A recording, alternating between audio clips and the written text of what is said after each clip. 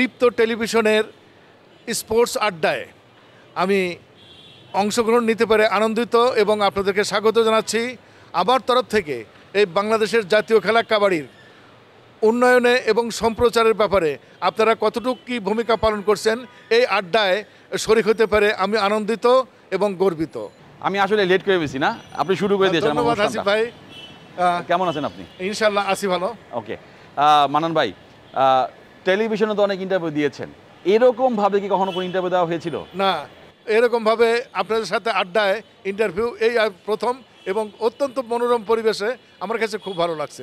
বাংলাদেশের ক্রীড়াঙ্গনের সবচেয়ে বেশি পদক পাওয়া অর্জনকারী একটা প্রতিষ্ঠান হচ্ছে কাবাডি, এবং দেশের জাতীয় খেলা তো অবশ্যই। কিন্তু এই কাবাডি আসলে কি সামগ্রিকভাবে আপনারা যেমনটা চেয়েছিলেন, আপনারা যারা তৃণমূলে অনেক কষ্ট করে, অনেক সময়, অনেক শ্রম দিয়ে একটা অবস্থানে নেওয়ার চেষ্টা করেছেন, আপনাকে আসলেও স্যাটিসফাইড?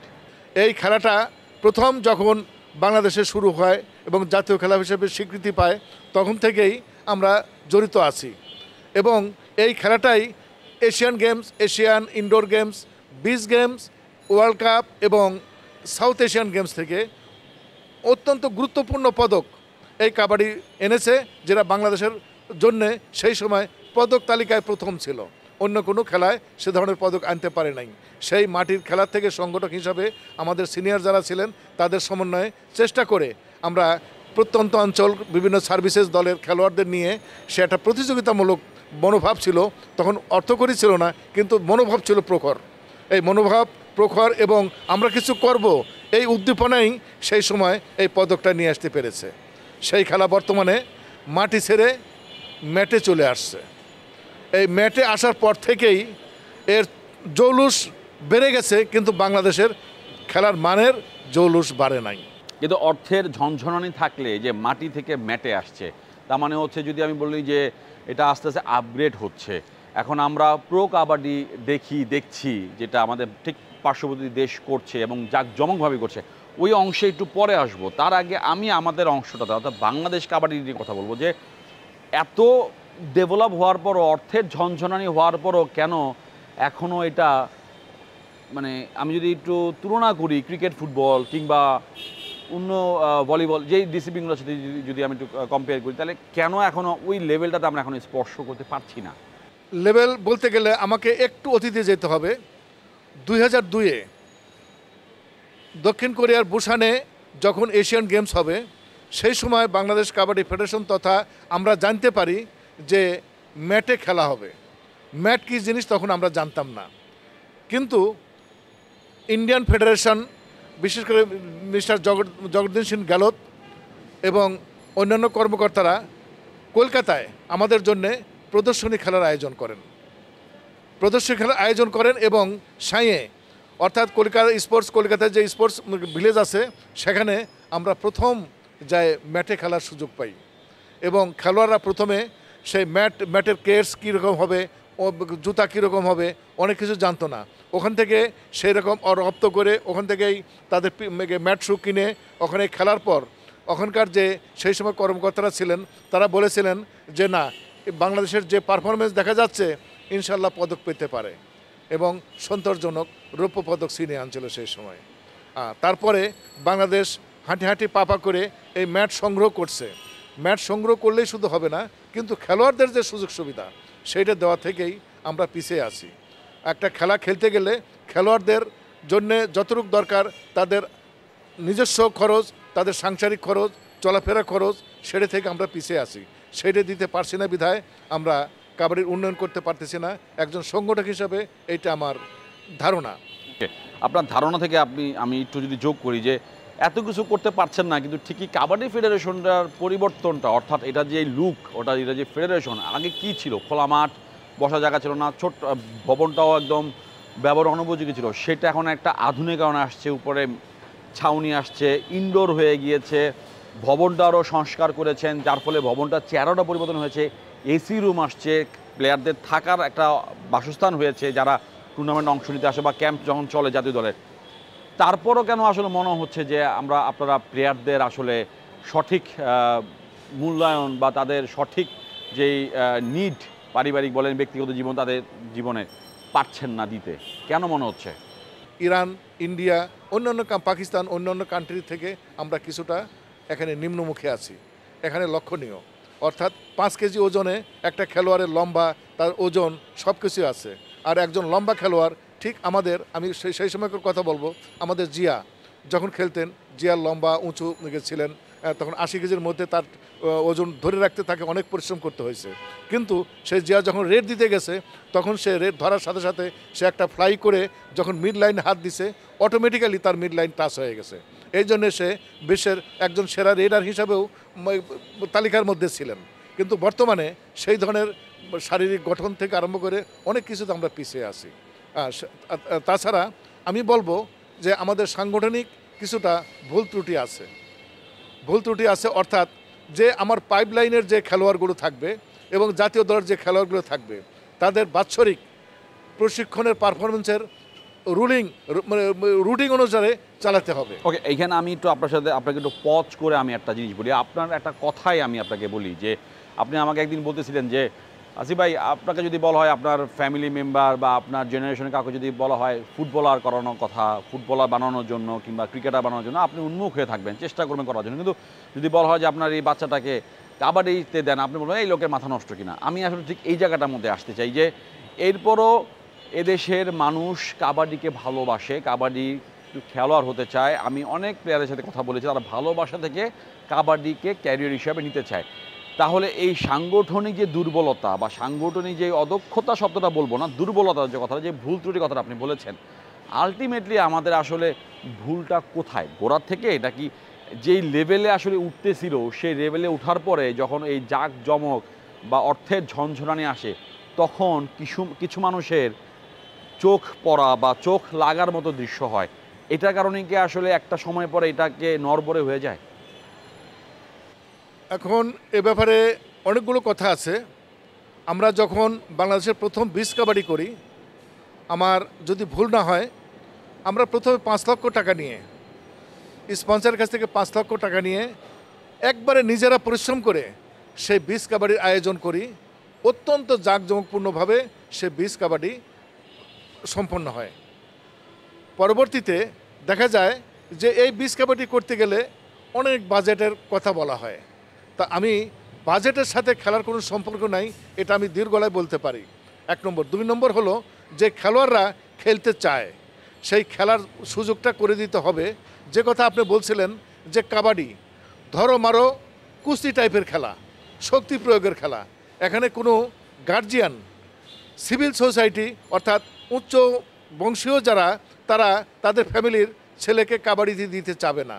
কিন্তু আপনাকে লক্ষ্য রাখতে হবে সংগঠক হিসাবে, আপনাকে প্রত্যেকটা জেলায় ছোট ছোট খেলা হয়, সেখানে যেতে হবে। ডান পিঠে কিছু খেলোয়াড়রা থাকে, ছেলে থাকে, ওই ডান পিঠে খেলোয়াড়দেরই আপনাকে ট্যালেন্ট হান্টে নিয়ে আসতে হবে। এক্স্যাক্টলি, আমি এই ডান পিঠে জায়গা থেকে আসতে চাই যে আপনারা কিন্তু অনেকভাবে কাবাডিকে ছড়িয়ে দেওয়ার জন্য অনেক রকমভাবে অনেক প্রকল্প নিয়েছেন, করেছেন। আমরা খুব স্বাভাবিকভাবেই জানি যে কাবাডি ফেডারেশনের প্রেসিডেন্ট হয় হচ্ছে একটা ডিফেন্সের প্রধান হিসাবে, বাংলাদেশ পুলিশের প্রধান যিনি থাকেন, আইজি সাহেব যিনি থাকেন, তিনি হচ্ছেন এটার সভাপতি হন এবং এটাই হয়ে আসছে। যেমন আমাদের অলিম্পিকের সভাপতি হচ্ছেন আমাদের সেনাবাহিনীর প্রধান, বিমান বাহিনীর প্রধান হচ্ছেন আমাদের হকি ফেডারেশনের প্রধান, নৌবাহিনীর প্রধান যেমন আরেকটা ফেডারেশনের প্রধান, ঠিক এরকমভাবে থাকে, এটা প্রোটোকল অনুযায়ী হয়। কিন্তু আমাদের এই কাবাডি ফেডারেশনের সভাপতি যিনি পুলিশের আইজি থাকেন তিনি হন। সেখান থেকে কিন্তু আপনারা সেই নামটা, অর্থাৎ যে পদবিটা আইজি কাপ, সেখান থেকে আপনারা একটা টুর্নামেন্ট করেন, ব্যাপক সাড়া ফেলে। ডান পিঠে যেই খেলোয়াড়ের কথা বলেন, আপনাকে আসলে সবাইকে পেয়েছিলেন? জেলা ক্রীড়া সংস্থার সভাপতি থাকেন জেলা প্রশাসক, সিনিয়র সহসভাপতি থাকেন পুলিশ সুপার, সাধারণ সম্পাদক নির্বাচিত থাকেন, সেভাবে কমিটি হয়। তো যে কোনো খেলা খেলতে গেলে সভাপতি এবং সিনিয়র সহসভাপতি তথা সাধারণ সম্পাদকের সমন্বয়েই খেলাটা হয়। কাবাডি অবহেলিত ছিল। প্রথম পর্যায়ে 10টা 11টা ম্যাক্সিমাম 13-14টা দল ন্যাশনালে পার্টিসিপেট করত। যখন আমাদের শ্রদ্ধেয় আইজিপি নূর মোহাম্মদ স্যার যখন হলেন, সেই সময় জাতীয় যুব কাবাডির নাম ছিল, সেই জাতীয় যুব কাবাডিকে জাতীয় আইজিপি কাপ জাতীয় যুব কাবাডির নামকরণ করা হয়। এই জন্যে যে এসপি মহোদয়গণ সিনিয়র সহসভাপতি আছেন, যেহেতু আইজি সাহেবের নাম সম্পৃক্ত আছে, এখানে তারা উৎসাহিত হবে, কিছুটা ফান্ড সংগ্রহ করে দেবেন, স্পন্সর সংগ্রহ করে দেবেন। সেই সুবাদেই আইজিপি কাপ জাতীয় যুব কাবাডি প্রচলিত হয়ে আসছে এবং সেই সময় থেকে আইজিপি কাপ যুব কাবাডি থেকে যে সমস্ত খেলোয়াড়রা উঠে আসছে, বর্তমানে তারাই বিভিন্ন সংস্থায় চাকরি করছেন এবং তারাই জাতীয় দলে খেলছেন। অর্থাৎ সেখান থেকে একটা পাইপলাইন তৈরি হয়েছে, যারা কিনা আমাদের কাবাডির প্লেয়ার হিসেবে বিভিন্ন জায়গায় জবও করছেন, তাদের ব্রেড অ্যান্ড বাটারও তারা ফিক্সড করে ফেলতে পারতেছেন, পাশাপাশি হচ্ছে দেশকেও উপকৃত করছেন এবং দেশে কাবাডি উপকৃত হচ্ছে। একবারে সত্য কথা। এই যে আব্দুজ্জামান, তুহিন, আমি সংক্ষিপ্ত নাম বলতেছি, আরও যে সমস্ত খেলোয়াড়রা আছে এই আইজিপি কাপ যুব কাবাডি থেকে তারা কিন্তু উঠে আসছে। আপনার এই আমাদের ভারতে যে প্রো কাবাডি হয়, সেই প্রো কাবাডিতে তারা কিন্তু খেলেছে বা খেলছে। তাহলে আসলে আমাদের কাবাডিটা কেন ভালো? আচ্ছা, প্রো কাবাডিতে যাওয়া আর খেলা আর প্রাধান্য বিস্তার করা, এটা কিছুটা পার্থক্য আছে। যেহেতু প্রো কাবাডির একজন টেকনিক্যাল অফিসিয়াল হিসাবে আমি ওখানে ইনভাইটেশন ছিলাম, আমি নিজেও ছিলাম এবং মাঠে উপস্থিত থেকে রেফারিং তো করছি, বিভিন্ন খেলাধুলা দেখেছি।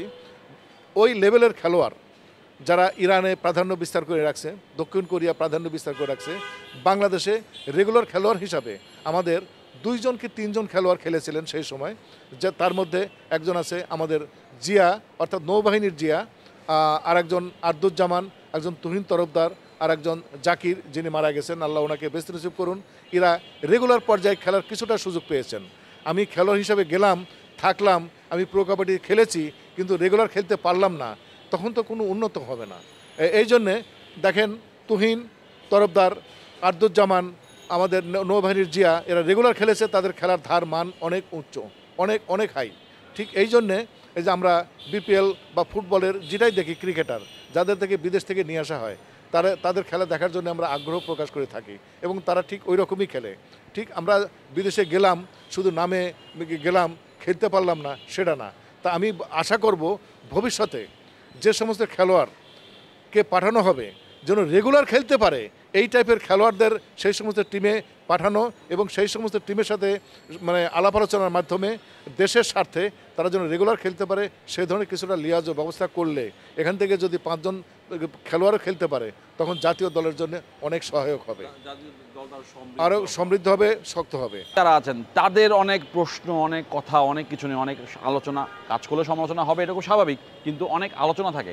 আসলে আপনিও তো কাবাডি ফেডারেশনের সাথে সম্পৃক্ত ছিলেন এবং খুব ভালোভাবেই ছিলেন এবং ইন্টারন্যাশনালি আপনার যথেষ্ট সম্মান রয়েছে এবং আমার যদি ভুল না হয় আপনিও ইংল্যান্ড কাবাডি থেকেও আপনি একটা দাওয়াত পেয়েছেন যাওয়ার জন্য। তো এত কিছু হওয়ার পরও আসলে বর্তমান কমিটির সাথে কেন আপনি নেই? ধরুন, আমাদের ইতিপূর্বে যে কমিটি ছিলেন তাদেরকে আমি ধন্যবাদ জানাই।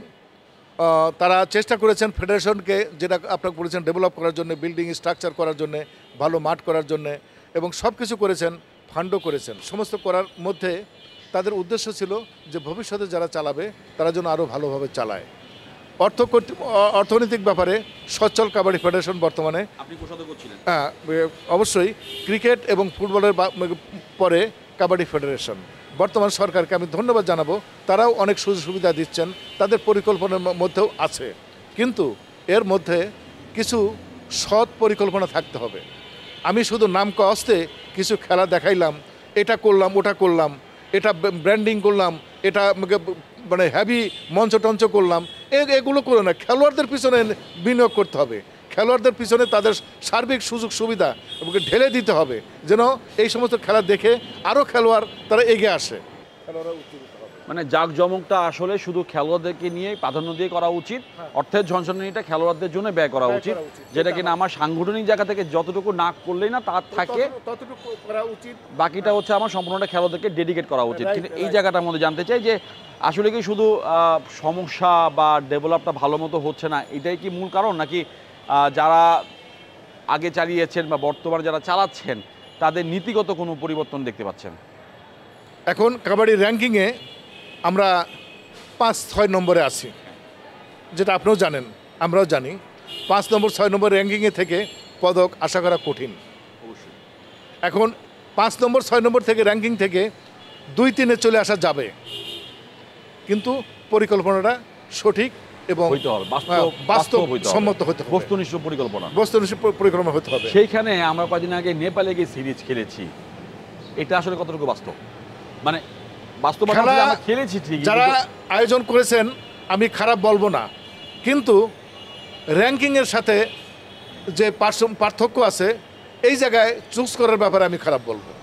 অর্থাৎ এই খেলাটা যদি আমরা দক্ষিণ কোরিয়া, পাকিস্তান অথবা শ্রীলঙ্কার সাথে খেলতাম, আমাদের লেভেল অনুসারে ভালোভাবে আমরা পর্যবেক্ষণ মাপকাঠি করতে পারতাম। আমার পাইপ লাইনে ন্যাশনাল প্লেয়ার 15 জন আছে, রানিং 15 জন আছে, পাইপ লাইনে আছে 15 জন, 30 জন, উপরন্ত 10 জন উদীয়মান খেলোয়াড় চোখে পড়ছে। এই 10 জনকে নিয়ে 40 জনকে ডাকতে পারি।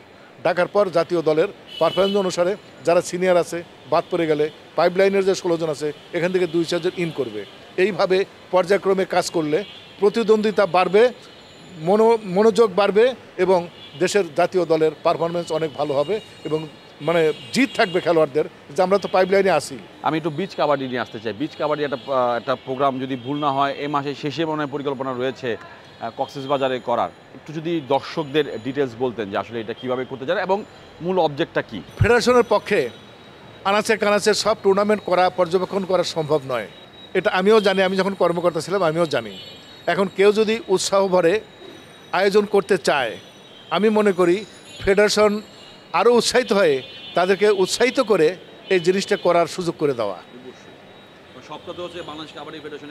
হ্যাঁ, উত্তরবঙ্গ কাবাডি ক্লাব প্রতিষ্ঠা লগ্ন থেকেই উদ্দেশ্য হলো এই খেলাটাকে ছড়িয়ে দেওয়া, মানুষের ভিতরে, জনগণের ভিতরে, গ্রাম অঞ্চলে, প্রত্যন্ত অঞ্চলে জনপ্রিয় করে তোলা। এই প্রাণ ভরে খেলার জন্যই আমরা করতেছি। আমাদের সাথে 1 জন 2 জন 3 জন রেফারি স্বইচ্ছাও গেছে, হ্যাঁ, তারা রেফারিং করছে, তাদেরকে কোনো পয়সাও আমরা দেই নাই, নিজে খরচে গেছে, নিজে শুধু ওখানে থাকছে আর খাইছে, ভালোবাসা থেকে গেছে।